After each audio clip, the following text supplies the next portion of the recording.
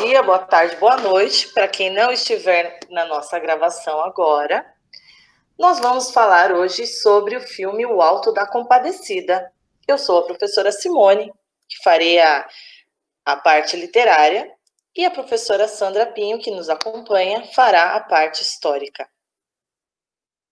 Primeiro, eu vou começar falando um pouquinho do criador. Esse senhorzinho simpático que você está vendo aí é o Ariano Suassuna. Ele nasceu no dia 16 de junho de 1927, na Paraíba do Norte, na cidade da Paraíba. No estado da Paraíba, desculpa. E faleceu no dia 23 de julho de 2014, em Recife, Pernambuco. Ele era dramaturgo, romancista, ensaísta e poeta. De 1990 até o ano da sua morte, ele ocupou a cadeira número 32 da Academia Brasileira de Letras. No ano de 1993, ele foi eleito para a cadeira número 18 da Academia Pernambucana de Letras. E no ano 2000, no dia 9 de outubro, ele assumiu a cadeira 35 da Academia Paraibana de Letras. Então, vocês estão vendo que vamos falar de alguém muito importante para a nossa literatura, não é? E, para começar, eu separei aqui algumas fotos, que depois a professora Sandra vai comentar um pouquinho também da parte histórica. Fiz aqui um videozinho com a trilha sonora que eu gosto do filme. Vamos ver?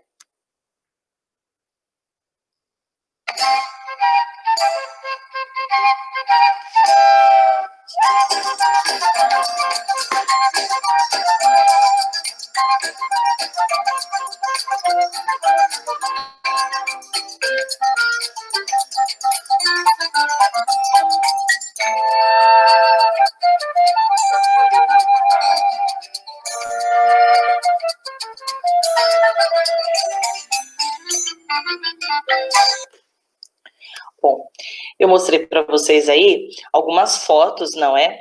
E dentre elas, a gente pôde ver aí a cidade de Cabaceiras, que foi chamada de Hollywood nordestina.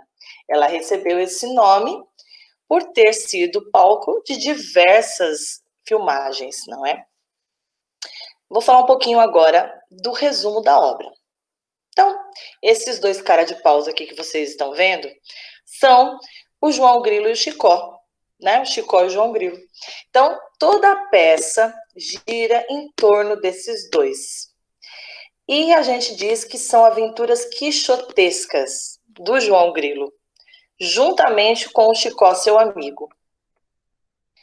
Eles, então, se envolvem no caso do cachorro da mulher do padeiro, comprometendo um grande número de personagens que, por causa das suas mentiras, acabam levando todos eles para o grande auge, que culmina no julgamento de algumas dessas personagens diante de quem? De Jesus, da Virgem Maria e do diabo.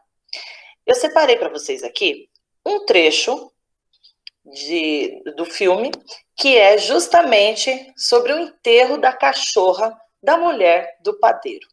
Vamos acompanhar. Dona Dora, aconteceu uma coisa desagradável com um ente muito querido seu. Mas eu quero que o Eurico se dane. Não, estou falando de sua cachorrinha. Ah, Maria, o que aconteceu com Maria? Acorda aqui que a minha cachorrinha está doente. Enterrar a cachorra? Vai enterrar e tem que ser em latim. Do outro jeito não serve, não é? É, em latim não serve. Em latim é que serve. É, em latim é que serve. Não enterro de jeito nenhum. Está cortado o rendimento da Irmandade. Não enterro. Está cortado o rendimento da Irmandade. Não enterro. Meu marido considera demitido da presidência. Não enterro. Eu me considero demitido da presidência. Não enterro. Ah, Martinha, vai sair da igreja imediatamente. Oh, mulher sem coração. Absolve Domini anima Dominium fidelium defunctorum abi homini vinculi delictorum.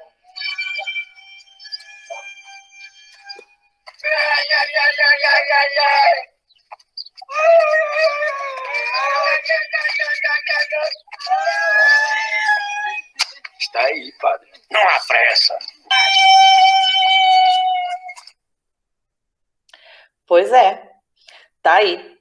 Nós conferimos um trechinho que fala do enterro da cachorrinha da mulher do padeiro. E a gente observou também o pagamento que o João Grilo fez para o padre poder fazer esse enterro em latim. E aí, além desses personagens do Chicó e do João Grilo, nós também temos o padeiro e a sua mulher, o padre, o sacristão, o bispo, o cangaceiro Severino, o major Antônio Moraes e a sua filha. Agora com vocês, a análise histórica da professora Sandra. Sim? Às vezes a gente já faz isso direto e acaba não se acostumando com a tecnologia, né? Bem-vindos, quem está por aqui, como disse a Simone na gravação, né? Boa tarde, para quem vê num outro horário. O Pedro que inaugurou aí o jargão, né, Pedro? Do bom dia, boa noite. Vamos localizar onde está o filme. Aqui para vocês, um mapa da região Nordeste.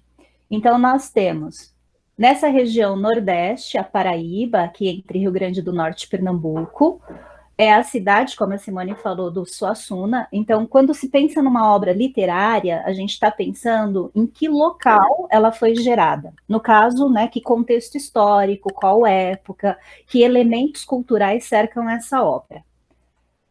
A distância, só para a título de curiosidade, entre Osasco e Cabaceiras, a título de curiosidade, 2.600 quilômetros. Uma distância bem razoável, né?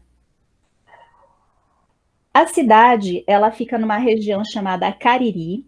A região Cariri é em função dos nativos, então havia um grupo de nativos, de tupi-guaranis, que circulavam por todo um território, e isso hoje corresponde a 29 cidades ali, não só da Paraíba, de outros estados também.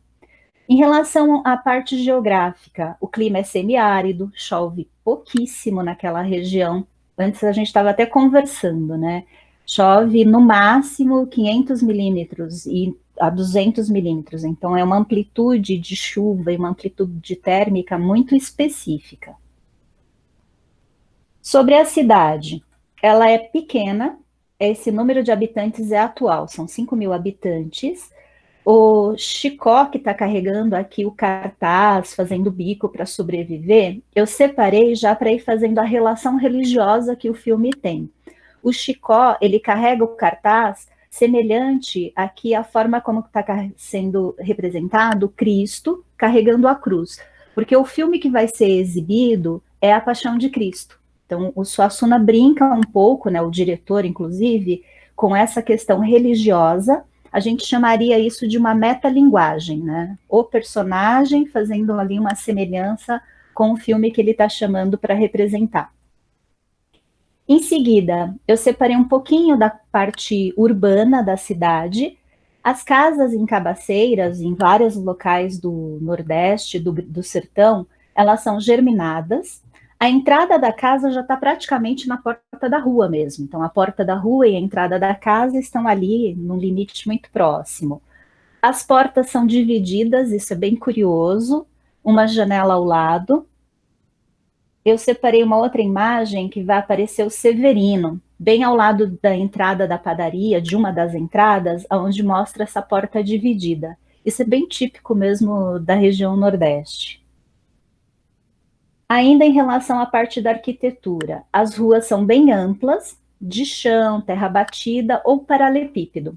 Numa cena que vai mostrar quando os cangaceiros estão entrando na cidade, já mais próximo da igreja, o chão é de paralelepípedo. O comércio aqui na esquina, dá para perceber que há portas para os dois lados, né? Mas essa parte amarela aqui à esquerda da sua tela. Nós temos também, ainda em relação a essa questão urbana, a cidade ela se confunde nos limites aonde começam o sítio, a parte rural. Usava-se na época muito transporte puxado por animais, gado de muar, Nesse caso aqui é uma mula ou um burro. O transporte é o carro de madeira, as rodas de madeira. Atualmente vem se percebendo uma substituição desse transporte pelo mototáxi. Então há inclusive vários animais que foram sendo aí abandonados com essa substituição de meio de transporte. O filme se ambienta na década de 50, então ainda temos o uso ali da tração animal. Na sequência, as feiras, isso também faz parte do espaço urbano ali das cidades de interior. Ruas largas, barraquinhas formando feira, e vêm visitantes e se deslocam de outros lugares, vão do sítio, é o dia da feira. Cada uma das cidades tem o seu dia demarcado para que as pessoas possam circular pelas várias pequenas cidades ali das regiões. É um evento dia de feira. E como que é dentro do comércio? Vai ter um pouco da padaria. A padaria meio que se confunde com um armazém, com uma bodega. Você percebe o alho. Aqui ao fundo, as lamparinas ou lampiões, né? As garrafas que possivelmente tenham manteiga ou mel. Prateleiras de madeira, um ambiente assim rústico, simplificado. Além da parte da padaria, eu separei o bar, bilhar e boteco, tudo junto. Tem aqui uma pessoa ao fundo, atrás do Vicentão, fumando um cigarro de palha, muito característico. Essa moringa com água, o copinho de canequinha, né, de estanho, não é nem alumínio, né, um esmalte em volta dela. Na parte do balcão, à esquerda, de volta aquelas canequinhas esmaltadas, as garrafas, pendurado na parede, os embutidos, o balaio. Então, isso aqui é comum, até agora, em pleno século XXI, você ir visitar os lugares e ter esse ambiente. Um ambiente que faz parte de toda a tradição e cultura nordestina. Na sequência, a delegacia ou posto policial vai seguindo a mesma forma de arquitetura, as paredes bem largas, nesse caso tem uma grade. Entre o João Grilo e a autoridade, que é o Cabo 70, eu separei para chamar a atenção esse elemento que está aqui ao meio, não a garrafa, tá? Atrás da garrafa. É um pote de água. A gente está falando de cidades que não possuem água encanada, em sua grande maioria na década de 70. Então as pessoas, e também não tinham geladeira, elas vão colocar água no pote para mantê-la fresca. O pote fica tampado e em cima uma canequinha. Alguém tem sede, vai ali e se serve direto da água do pote. Para fazer um contraste, vou mostrar depois a casa do Major, mas para ter uma ideia de como é o tamanho da cidade. A Simone mostrou no vídeo, no trailer que ela fez, né? Ali a procissão, levando o corpo da cachorra, o padre fazendo toda a liturgia em latim, como era nos tempos mais primórdios aí da igreja, e foi mantido missa em latim até o século XX em algumas igrejas. A igreja que está sendo representada e faz parte da cidade de Cabaceiras é essa matriz, Nossa Senhora da Conceição, do século XVIII, e depois ela foi reformada, ampliada no século XIX. Virou ponto turístico, né, para quem vai lá hoje. Alguns locais de lazer ou hábitos de lazer das pessoas ali que são mostradas de forma muito sutil no filme. A Dorinha está na calçada, lembra que a porta e a janela já estão praticamente ali de frente para a rua, né? Então as pessoas vão para a calçada para ver as crianças brincarem no meio da rua ou para conversar com seus vizinhos. Isso é muito comum, faz parte do cotidiano de quem mora em cidades de interior. Outra forma de lazer, e muito valorizada, é quando chegavam os parques de diversão, ou os parques itinerantes. Essa ideia de trazer gerador, iluminar as fachadas ali no centro, a igreja como ponto mais importante, música, barraquinha, toda aquela coisa que cerca parques de diversão, e vira um local de encontro social, de todos os grupos. Desde lá do padeiro, do seu empregado, até a filha do major, passando ali por outros grupos que aparecem no filme. Como eu falei, para contrastar com toda aquela arquitetura, a casa do major. O major não mora no centro da cidade, essa casa seria afastada, né? Dá a entender no filme, quando ele vai fazer uma visita ao padre, ele é abordado e fala assim: o que fez o senhor, major? O que traz aqui até a cidade? Então é uma casa de alguém que tem posses, alguém muito poderoso, pela varanda, portas duplas, o tipo de telhado, isso tudo demonstra poder, poder e riqueza. Inclusive, aqui tem o bispo fazendo a visita ao major antes do bispo entrar na cidade e falar direto com o seu subalterno, que é o padre, para mostrar como que o major é mais importante do que o próprio padre. Na sequência, essa imagem aparece no filme. O que cerca ali grande parte das cidades, além das casas do centro ou da casa do major, uma grande parte da população com poucos recursos, que é essa casa aqui de taipa, ou taipa de pilão. É um tipo de construção considerada ecologicamente correta, a termos atuais, mas um tipo de construção que estava acessível às pessoas mais humildes, porque é terra, terra compactada. E o que faz as paredes ficarem sustentadas? Varas, taquaras, pau a pique. Então, é uma casa de alguém muito humilde. Essa pessoa, ou o que representa ali no filme, são imagens que o diretor separou. Para a época, o Brasil todo tinha 52 milhões de pessoas e mais da metade viviam na linha da miséria e da pobreza. Então, é um filme que busca fazer uma denúncia de uma condição socioeconômica que o Brasil tinha e ainda tem em várias regiões. O trabalho infantil, ele é visto por aquelas pessoas como uma coisa natural, ele é naturalizado, ele também é uma necessidade naquele contexto de pobreza, porque esse trabalho infantil vai trazendo um pouco mais de recursos para as famílias, né? É uma crueldade, você rouba a infância, você rouba a juventude, mas era o que tinha, não era uma escolha. E onde a gente localiza tudo isso? Quando fala sertão, nordeste, se eu pegar a região, 9 estados, contando aqui do litoral, à direita, né, o Oceano Atlântico, a gente tem a Zona da Mata, essa área verde, onde pega aqui a capital, João Pessoa, está a 160 quilômetros da capital, Cabaceiras. Então, Cabaceiras vai pegar essa região aqui, mais cor-de-rosa, que é o Agreste. O Agreste, indo ainda no sentido oeste, a gente tem essa outra região mais amarela, que é o sertão. Não é tão simples, quando você está dentro da região, separar e falar, você está no sertão ou você está no agreste?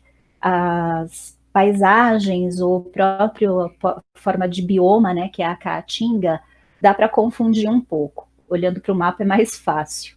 E essa parte em verde, mais à esquerda do mapa, é o meio norte. Então, tudo isso é o nordeste, com 4 regiões com características que vão se diferenciando. E como que isso aparece no filme, né? No filme vai, como eu falei, entre agreste e sertão, no território não é tão simples de diferenciar. A gente vai chamar de sertão, é um semiárido. A caatinga, que é todo um bioma de fauna e flora, né, com características específicas, ela recebe esse nome, que é um nome indígena, Floresta Branca. E uma das vegetações símbolos que aparece aqui é o mandacaru. Há aproximadamente 1.830 espécies de vegetação, mas algumas são marcantes. A gente bate o olho, sabe que ela faz parte do sertão ou faz parte do agreste. Além do mandacaru, ele vai mostrar no filme muito da terra, muito do Planalto, que é a região que fica localizada, uma parte mais alta. Muito do xique-xique, que é diferente do mandacaru, ele é mais baixo, tem uma outra forma de espinhos, uma vegetação típica. Aqui a mesma coisa na paisagem, outra parte do Planalto. Essas imagens são reais, ou, além disso, colocadas, né, no filme. A vegetação também serve, além da alimentação do gado, da criação, para uma alimentação de pessoas. essa palma aqui, por exemplo, uma das crianças está consumindo, ela é suculenta, ela tem bastante água. E em algumas épocas do ano ela tem um fruto também, esse fruto da palma, ele é mais adocicado. Na sequência, por que o filme tem tanto de religião? Como eu falei lá no começo, o autor, ou toda a parte de literatura, ela tem que estar inserida no momento histórico. Se você for observar que na década de 50, a região tem 94% de católicos, e o Suassuna nasceu ali, óbvio que ele vai ter uma influência muito grande dessa religião. É aí que a gente tem toda a questão do Alto da Compadecida, do Padim Cícero, da figura do Manuel. Hoje não, hoje o número de católicos é um pouco menor, né? São 59%. As duas figuras religiosas que aparecem, para a gente fazer uma distinção bem rápida, sem passar por toda a hierarquia católica eclesiástica. O bispo e o padre à direita. A gente reconhece eles. Aqui no bispo, ele não está mostrando, mas ele teria um anel específico, e esse adorno de cabeça chama solidéu. Então, os solidéus, se for um bispo, usa vermelho, se o padre estivesse usando, seria um solidéu preto. Se por acaso a gente estivesse falando do Papa, para você reconhecer dentro de um monte de religiosos, o Papa é o único que usaria um solidéu branco. Então, é específico do cargo do Papa, que é a hierarquia máxima. Ainda dentro da parte religiosa, vai aparecer a igreja, né? Dentro da igreja, uma coisa que algumas pessoas, às vezes, já viram, mas podem não associar o porquê existe, que são as imagens. As imagens é que quando a gente fala de uma igreja, onde existe um grande número de pessoas que não sabem ler nem escrever, as imagens vão servir como mecanismo de mensagem. Olha-se uma imagem, a imagem tem uma passagem bíblica e isso carrega uma mensagem bíblica. Essas igrejas católicas, elas se estruturam com imagens desde a Idade Média. Pensando que na Idade Média eu vou ter menos pessoas sabendo ler e escrever, e uma grande maioria precisando receber uma mensagem religiosa, a imagem vai funcionar como esse meio de comunicação. E qual é o grupo de pessoas dessa sociedade que ele vai mostrando, né? A maioria, como eu falei, não sabe ler e escrever. Índice mais exato, 40% de acordo com o IBGE. Um povo humilde, numa classe econômica desfavorecida, que vai buscar conforto e entretenimento na igreja. Só para completar o número de analfabetos, foi feito uma série de medidas para alfabetizar a população. Esses 40% na época correspondem a todo o Brasil. Hoje, a gente tem um índice de analfabetos abaixo de 7%. Bem melhor, né? Nessa sequência, a igreja ela é denunciada ali sutilmente pelo Suassuna numa figura de um padre avarento, que tem um descaso com o pobre, que não tem o mesmo descaso com a elite ou com o poder. Então, o major aqui ele é mostrado como alguém de grande influência e poder econômico, o padre fica servil e todo cheio de, né, dedos e retoques. O bispo é uma figura de autoridade que se iguala ali ao major. O major, ele representa um coronelismo que surgiu desde a época da regência, um pouco antes do Dom Pedro II. A figura e patente de coronel era distribuída a ricos fazendeiros para manterem a lei e a ordem. Depois isso foi sendo deixado de lado, mas simbolicamente os ricos fazendeiros continuaram sendo chamados de coronéis e continuavam influenciando as pessoas abaixo dele ou ao alcance deles. Inclusive, começando a fase de república, esses coronéis usam das suas influências para estar agaranhando votos. É toda uma república que começa na figura do coronelismo, controlando um certo grupo de eleitores. O Suassuna não vai entrar nessa parte política, foi só para fazer um outro elemento social que está dentro do filme. Na sequência, o coronel rico poderoso demonstra um descaso, o Severino está ali disfarçado na porta da igreja e o coronel não dá nenhuma atenção, fala que é para ele ir trabalhar. O mesmo Severino vai ser um tanto negligenciado pela igreja, o padre tenta passar por ele quando ele está correndo, o padre indo buscar o major que saiu apressadamente. Esse mesmo padre, ao tentar fechar a porta da igreja, fala que só pode dar alimento espiritual. Então, de novo, uma sutileza na denúncia do Suassuna e do diretor de que alguns religiosos se distanciam de uma missão caridosa, né? Se distanciam um tanto ali da pobreza. O Severino circula, ele vai se deparar com uma sociedade com pouca empatia, pouca solidariedade, a Dorinha se esquiva, o Eurico também tenta fugir, se esquiva. Na sequência, para chegar no Severino, né? É um personagem fictício, ele representa vários nordestinos ou várias pessoas que entraram no cangaço. É colocado como se ele foi vítima de uma emboscada, que entrou na casa dele, matam os pais, e acharam, inclusive, que ele tinha sido uma vítima dessa chacina. Mas aí o Severino, personagem, sobrevive e entra para o bando de cangaço, ou vira um cangaceiro. Na vida real, quem que a gente pode pegar como referência? O Virgulino. Muitos de vocês conhecem como Lampião. O Virgulino, ele entrou para o cangaço quando ele tinha 19 ou 18 anos, também fruto de uma injustiça social, os pais dele morreram, era um conflito com os vizinhos, toda uma situação ali desfavorável. A família tinha 7 filhos, ele é o terceiro de 7 filhos, e ao entrar para o cangaço, ele chega um momento que vira o líder de um bando. Ele nasceu, né, em 4 de junho, faleceu em 28 de julho. Duas coincidências quando a Simone falou do Suassuna.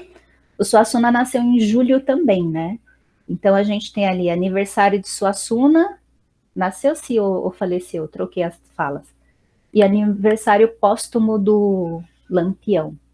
É feito comemorações dessa morte de Lampião na região até hoje. Faleceu. Centrais dentro do contexto, o Suassuna não colocou a Maria Bonita no filme. Então, a gente está usando o Severino como uma referência, mas não é exatamente o Severino representando o Lampião. O Lampião e a Maria Bonita se conheceram em 1929. Ela já havia sido casada, estava separada. A partir do contato dos dois, viraram Bonnie e Clyde, né? Brasileiros. Eles ficam juntos até a emboscada lá em 28 de julho de 38. Do romance e convívio deles, eles tiveram uma filha, ela é viva, essa Expedita Ferreira, há netos do Lampião vivos, vários descendentes, e todos eles se reúnem com descendentes de outros cangaceiros no local que foi a morte do último grupo. No filme, é uma morte mais glamurosa, né? Não é como aconteceu na vida real em 1938. No filme, o Severino leva um tiro de um outro cangaceiro, acreditando que depois que tocasse uma gaita, ele ressuscitaria. Ele pediu para levar o tiro para que ele pudesse encontrar com o Padim Cícero, né? Uma vez ele poderia morrer, encontrar o Padim Cícero, depois ressuscita ali e volta à atividade. Essa tal gaita que ressuscita era mais uma das histórias do João Grilo. Não deu certo, né? Severino no filme morreu mesmo. E na vida real, o Lampião e o bando dele foram então entocaiados ou feito a tocaia na Grota do Angico, em Poço Redondo, em Sergipe. É onde há o encontro dos descendentes hoje deles. Na sequência, um pouquinho da sociedade. A Dora e o Eurico representariam uma burguesia muito modesta para o local e para a época, porque eles são donos da padaria, eles empregam o João Grilo e o Chicó.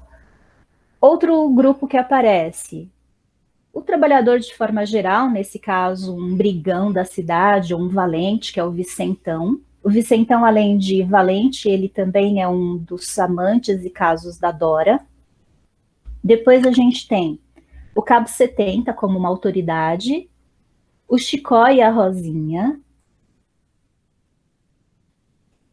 A Rosinha e a Dora, elas representam os poucos personagens femininos que aparecem no filme. A Rosinha é a candura, virginal, pureza, filha do major, e a Dora já é uma mulher casada, mais esperta, que tenta ficar dando voltas no marido. Ela vai ser posta como mais à frente uma adúltera. Inclusive é isso que ela vai ser acusada no juízo final lá, a condenação. O Chicó e a Rosinha vai ter um pouco de romance no filme para mostrar que o amor tudo pode, unir classes sociais tão distintas. O Chicó não é nem alfabetizado, a Rosinha já estuda, está na universidade, chegou do Recife. É aquela coisa do romance, do amor, do superar barreiras. Na sequência, quando o filme está terminando, ele vai mostrando um pouco da generosidade e do desapego de vários nordestinos, e do pouco que tem ainda divide e compartilha. A figura da Rosinha e do Chicó representam isso, quando aparece um pedinte.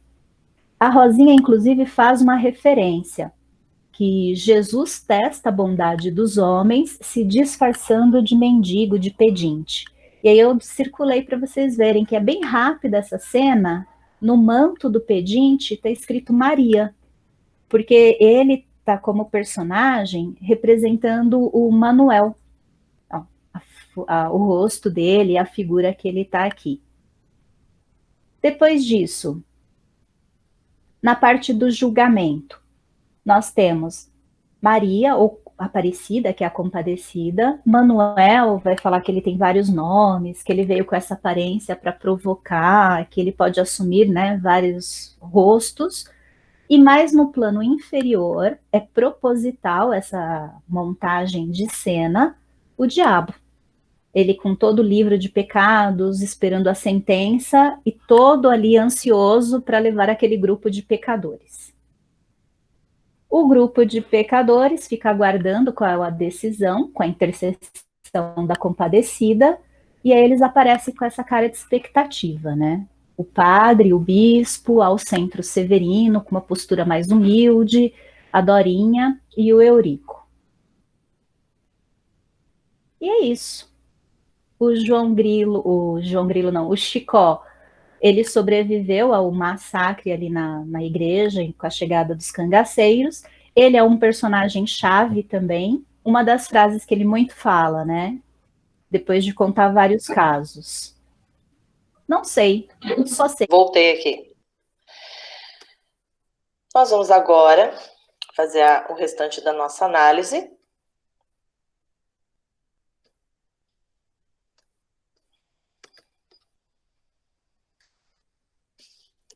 Fazer análise da nossa obra. Então, o estilo dessa obra, ela é tida como comédia dramática, é chamada de auto porque é uma peça de apenas um ato. E ela traz consigo a tradição do teatro medieval português, né? Para o contexto social e histórico do Nordeste brasileiro. Então, é trazida essa tradição do teatro português para dentro do nosso convívio do Nordeste.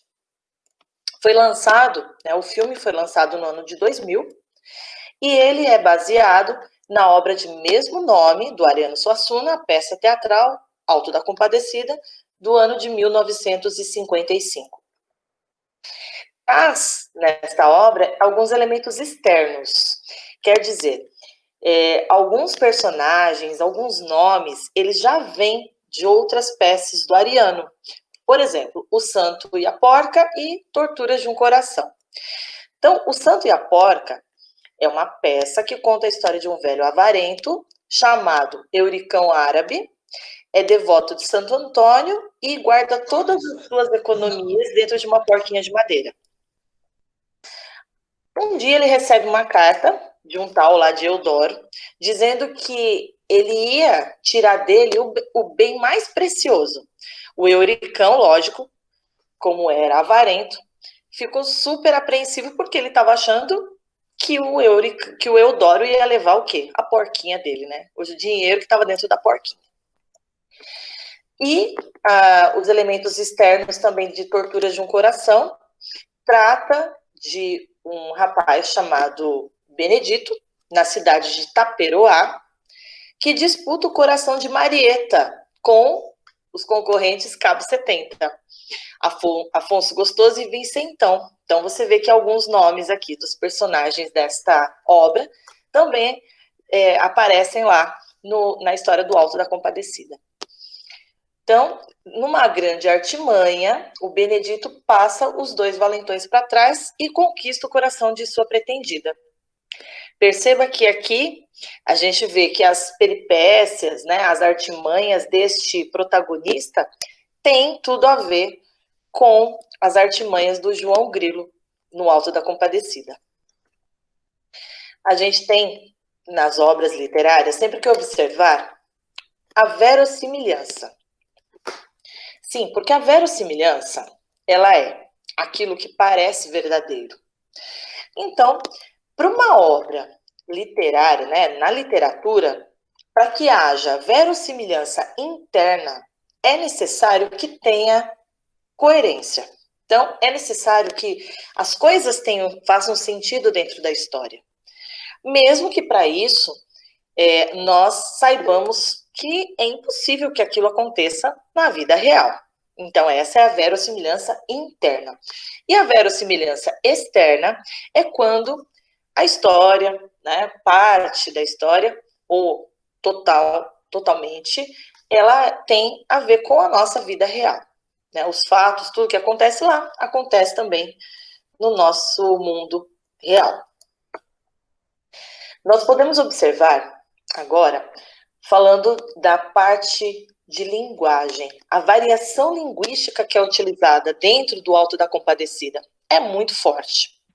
Então, nós temos os dois personagens, aí, o Chicó e o João Grilo, eles são essa representação, essa personificação de grande parte da população de brasileiros falantes e que são muitas vezes marginalizados, são tratados com desigualdade simplesmente por falarem diferente, por terem sotaque diferente, por terem palavras, expressões diferentes dos demais daquela região onde eles estão. E aí a gente tem algo chamado preconceito linguístico. O preconceito linguístico versus a variação linguística.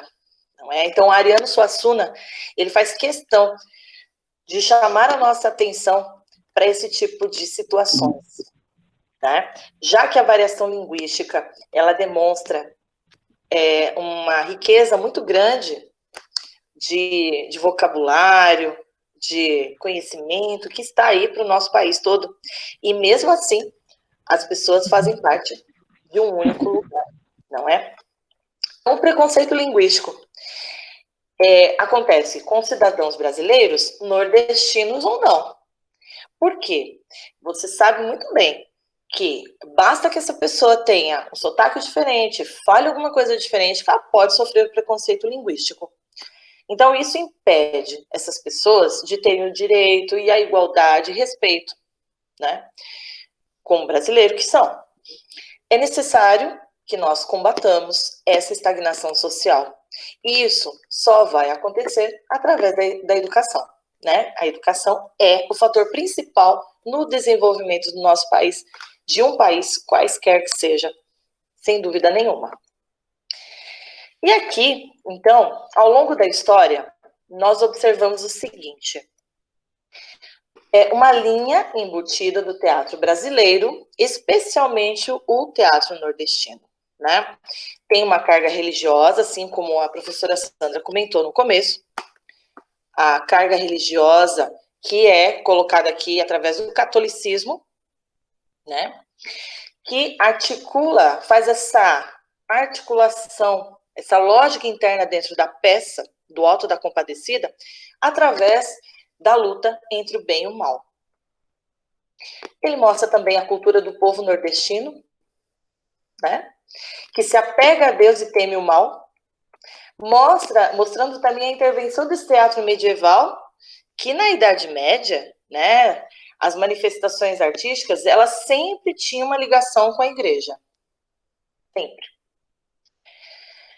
Aqui a gente tem o João Grilo, que ele é considerado um anti-herói ou herói quixotesco.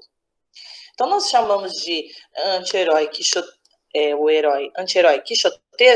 porque ele tem algumas características do Dom Quixote. Dom Quixote, que eu separei aqui para vocês essa imagem, Dom Quixote e o Sancho Panza, no episódio dos Moinhos de Vento. Essa obra foi criada por Miguel de Cervantes de Saavedra. Miguel de Cervantes, um escritor espanhol, ele criou o Dom Quixote, que narra as artimanhas, né, as aventuras, desventuras de um fidalgo, que tinha mais ou menos uns 50 anos de idade e gostava muito de história de cavalaria. O que acontece é que, de tanto ler essas histórias de cavalaria, esse fidalgo acaba confundindo a realidade e entrando dentro dessas histórias de cavalaria. Então, ele acabou personificando o personagem, né, da história. Então, ele entrou no corpo do personagem e um dia ele foi lá, montou no cavalo, chamou o funcionário dele, o Sancho, e falaram, ele disse, nós precisamos combater aqueles gigantes. Quem eram os gigantes? Veja você aí na imagem. Eram os moinhos de vento. Então, foi lá o Dom Quixote, o Sancho Panza, o fiel escudeiro dele, ele foi em direção aos moinhos. Imagina o que aconteceu quando ele colocou a lança lá para derrotar o gigante, né? Foi lança para um lado, Dom Quixote para o outro, o cavalo Rocinante era o nome do cavalo dele, para o outro lado, né? Então, foi isso que aconteceu. E a gente sabe também que João Grilo, ele é uma espécie de personagem folclórica, né? Ele vive ao sabor desse acaso e das aventuras. Ele é típico anti-herói porque ele não tem essas características de ser bonzinho, de ter todas as características de coisas boas, né, que nós esperamos de um herói. Muito pelo contrário, ele é mentiroso, né, ele acaba envolvendo as pessoas nas confusões dele, sempre para levar alguma vantagem, né. E, né, a gente também observa a linguagem simples, muito bem articulada nas falas das personagens. Uma característica também colocada por Ariano Suassuna, que traz as reflexões de ordem moral e mostra sempre esse embate entre as fraquezas humanas, a difícil situação do sertão, que a professora Sandra fez análise histórica, né? E mostrando sempre os valores e convicções das pessoas. Dentro da história também a gente observa situações sarcásticas ou até mesmo irreais do nosso imaginário. A gente jamais imaginaria uma coisa daquela, né? Como o caso do gato que come dinheiro. A gente não mostrou aqui a cena, mas é para você conferir o filme, né? Faz uma crítica. O Ariano sempre, né, através das suas histórias, ele sempre colocou essa crítica sobre a fome, a seca, a desigualdade social, a miséria humana, a avareza, o racismo e as desigualdades sociais. Ele recria para o teatro os episódios registrados na tradicional popular do cordel. Então, para você que não sabe o que é cordel, aqui eu tenho uma imagem do cordel, de cordéis pendurados. É uma literatura, é um livrinho, né, que ele traz histórias, né, da literatura, normalmente do sertão nordestino, e tem esse nome por estarem presas a cordões, e elas são vendidas desse jeito aí, como você está vendo no comércio local. Às vezes, né, eu já tive a oportunidade de ver, elas são colocadas assim em cima de bancadas, em cima de mesinhas, para vender. Você chega lá, tem algumas super caras, tá? Que são escritas por alguns autores consagrados lá do Nordeste. Pois bem, Então, aqui a gente tem o Chicó e o João Grilo, que são representantes no Alto da Compadecida desses milhões de brasileiros que vivem nessa miséria seca e dura do sertão. Algumas frases do Ariano Suassuna para a gente terminar, tá? Separei para você. Sou a favor da internacionalização da cultura, mas não acabando as peculiaridades locais e nacionais. Não troco o meu oxente pelo ok de ninguém. O otimista é um tolo, o pessimista um chato. Bom mesmo é ser um realista esperançoso. Arte, para mim, não é produto de mercado. Podem me chamar de romântico. Arte, para mim, é missão, vocação e festa. O sonho é que leva a gente para frente. Se a gente for seguir a razão, fica aquiado, acomodado. E para mim, a frase que eu mais gosto do Ariano é essa daqui, ó. Você pode escrever sem erros ortográficos, mas ainda continuar escrevendo com uma linguagem coloquial. E para terminar, um pouquinho do Ariano Suassuna para você. A coisa que mais me entusiasma no Brasil é essa unidade de contrato que é o povo brasileiro. Eu fui dar uma aula em Curitiba outro dia. E o pessoal me fez bem, Ariano, com suas conversas lá, que lá não é Brasil, não. E eu cheguei com medo, eu cheguei assombrado. Mas que conversa. Quando assim que eu olhei para o povo, eu vi que eu estava em casa, como eu estou aqui. Porque era a mesma coisa. A gente tá certo. Um mais galegado, outro mais tipo, cabelo mais escuro. Mas era a mesma coisa da gente. Não tem diferença, não. Essa unidade, na variedade que tem o povo brasileiro. Que povo extraordinário. Eu fico com esse povo que passa por tanta dificuldade, ainda tem energia, não é? Para apresentar uma arte calorosa, como a gente apresenta. Enquanto para ver arte suíça, coisa triste. É uma angústia de cortar de faca, assim. Eu acho que os suíços, quando eles abrem a janela assim, são muito cinzento na frente deles. Aí eles cortam assim aquele muito cinzento de faca, empurram só para olhar assim. Deus me livre. Deus sabe o que faz. Me fez nascer num país, inclusive, que fala português. Porque eu vou dizer uma coisa, na Alemanha, se eu nascesse, eu era mudo. Pois é isso aí, pessoal. Então, eu coloquei esse finalzinho para mostrar para vocês um pouquinho de como o Ariano tratava das experiências dele, né? E agradeço muito a oportunidade de estar aqui com vocês. Antes da gente colocar o espaço de perguntas, já fazer, né, a propaganda, como disse lá o Chicó, não sei, só sei que foi assim. Peraí. E próxima semana, vai ser uma sexta-feira, às 5 horas, um outro filme, uma abordagem com química, história e química. O filme é O Perfume. Já deixando aqui na tela para a chamada, e agora a parte das perguntas. Pedro, você falou que tem uma pergunta? Opa, tem sim. Bom, primeiro, parabenizar, né? É bem interessante. É um filme que eu gostei muito, né, quando assisti. E eu tenho uma pergunta, duas perguntas na casa. Uma para a Simone e a professora Sandra. A Simone estava falando que ele bebeu dessa fonte do teatro medieval português, né? E o outro autor que nós conhecemos que bebeu dessa fonte foi o Gil Vicente, né? Que também fez um alto, né? O Alto da Barca do Inferno. Eu queria saber de você quais pontos você acredita que convergem, enquanto, né, os dois ambos dessa mesma linhagem de teatro, de altos. Então, e quais pontos divergem, né, esse teatro típico, esse alto típico do Gil Vicente e do Ariano Suassuna? Bom, essa parte que a gente pode falar dele apresentando o teatro, sempre buscando a raiz, né, do Brasil, foi o que ele sempre colocou nas histórias dele, né? Tanto no Alto da Compadecida quanto nas outras duas que eu mostrei para você, né? Para vocês.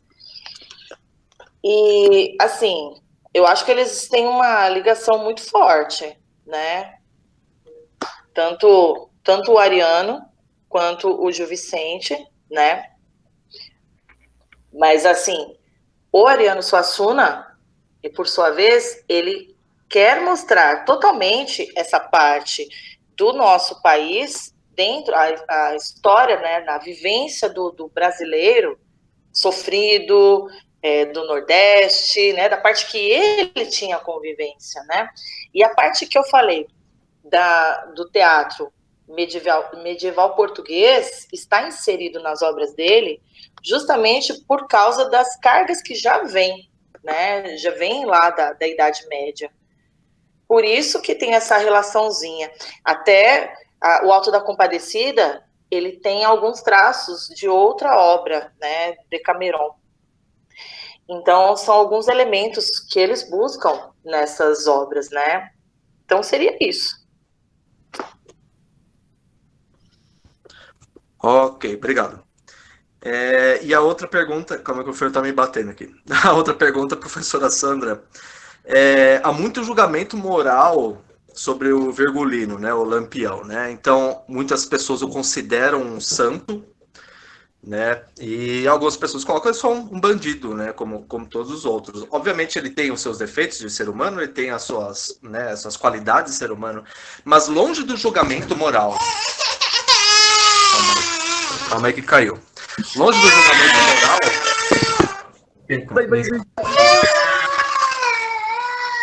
Ai, ai. Pronto.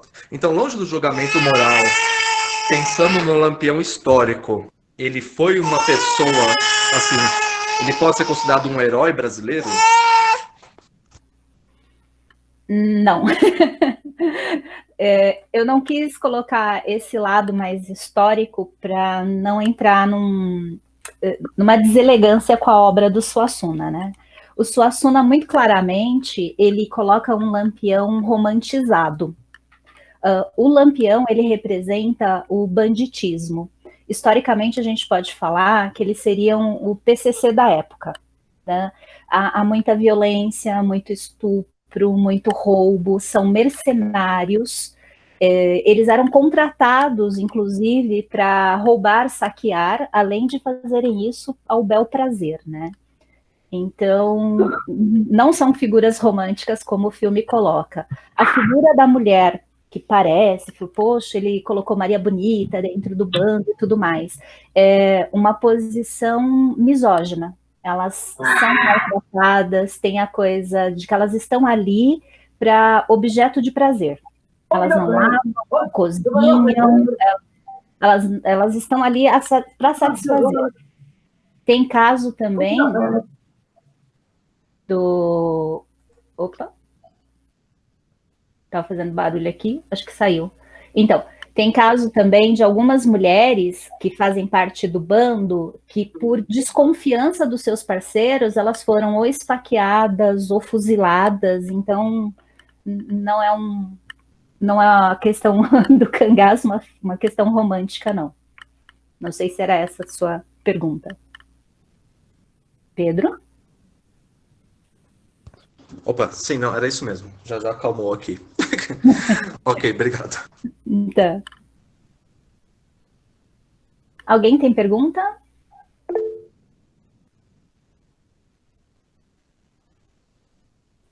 Exemplo do que eu perdi aqui no chat.